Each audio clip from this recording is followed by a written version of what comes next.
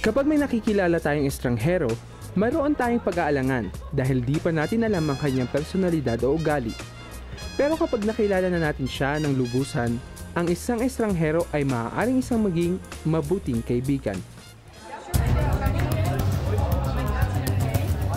Sa kauna-unahang Strangers Festival, sinisikap ng European Cultural Foundation na pagtibayin ang pagkakakilanlan ng magkakaibang tao at kultura at bigyan daan ang pagkakaibigan. Ito ay isang video-making festival na nilalahukan ng mga kabataan mula sa iba't ibang panig ng mundo.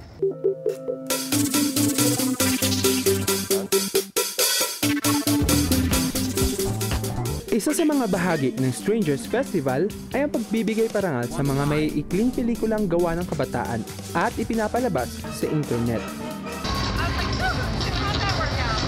Mga estudyanteng kabataan, kabataang mamamahayag, at mga miyembro ng organizing committee ang pumili mula sa higit sa 1,000 entries mula sa 40 bansa.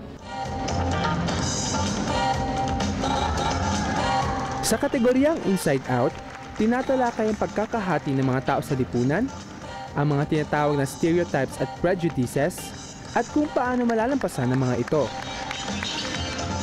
Pinalad na maging nominado sa kategoryang ito ang maikling pelikulang ginawa namin ng kasamahan ko sa Baguio Bureau na si Guillermo Ocampo noong nakaraang taon sa 1 Minutes Junior Workshop.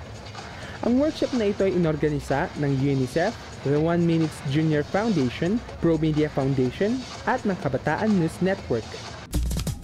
Laking gulat ko na lamang na malaman kong makakapunta ako sa mismong festival at mararanasan ko na rin sumakay ng eroplano. Kinakabahan po ako kasi wala akong kasama. Ang Strangers Festival ay ginanap sa Amsterdam, ang kabisera ng Netherlands. Unang tapak mo pa lang rito, mamamangha ka na sa ganda at linis ng lugar. Walang kalat sa mga lansangan. Sariwa ang simoy ng hangin. Siguro dahil mas maraming gumagamit ng bisikleta kaysa kotse. Maaari rin namang dahil ang isa sa kanilang pampublikong sasakyan ay ang tram na di kuryente.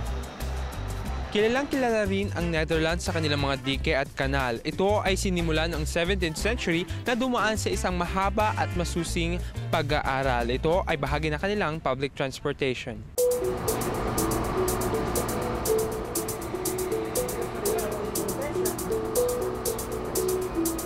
Ang mga disenyo ng kanilang mga istruktura ay sumasalamin sa kanilang mahaba at makulay na kasaysayan.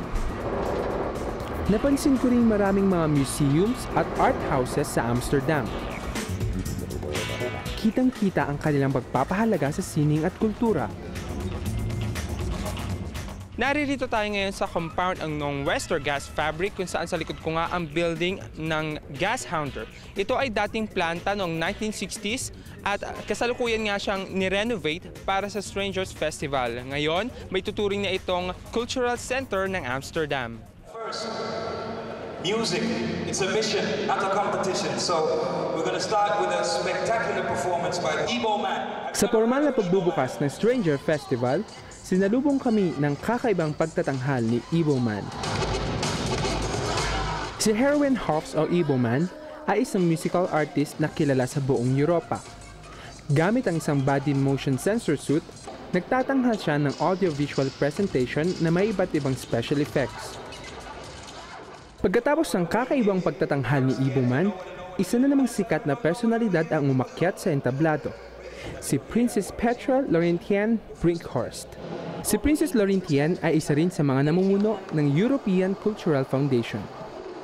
I hope that everyone, on the one hand, is brave enough to do these kind of things, but on the other hand, I hope that we move to a world where people feel free to have this kind of expressions, because that's ultimately what this is all for. That we feel free to express ourselves for the reasons I said, that if we feel strong within ourselves, we're able to share more with others and to be more open-minded to others. Thank you. We were supposed to make 1-minute film about child's rights. Nakakakaba. Yan ang natural na mararamdaman mo kapag estranghero ka sa isang lugar.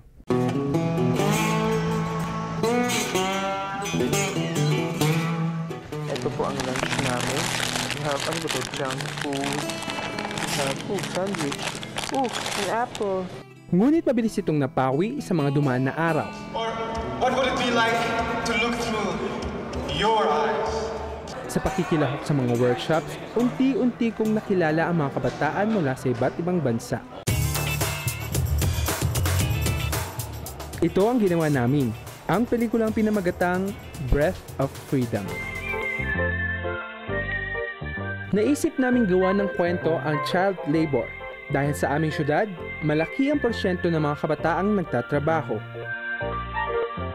The metaphor in it and the symbolic of the child being used in in an airco being changed just like you would change the battery. I think that's a great way to put in as a metaphor. Ang ibang mga maiikling pelikula na may tungkol sa gender sensitivity, stereotyping, at freedom of expression.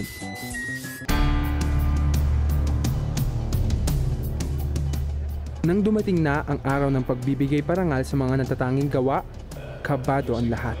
The winner is Alimentation to Congolese Moyen by Sylvian Kogan. Ang bawat analo'y binigyan ng isang handheld camera at trophy. Kategorya ko na! Open the envelope, please. The winner is Zarina Pashtova. Hindi ko man nakamit ang pinakaaasam-asam na tropeyo, karangalan pa rin maging kinatawan ng ating bansa. Napakasarap na pakiramdam na dahil sa festival na ito, nakakilala ko ng mga kabataang mula sa iba't ibang bansa. Higit sa lahat, pinakita ng festival na ito na may kapangyarihan tayong mga kabataan.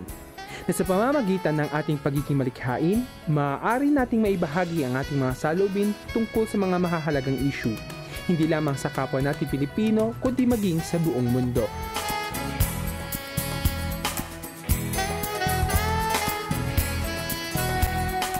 Ang Kabataan Express ay hatid sa inyo ng UNICEF.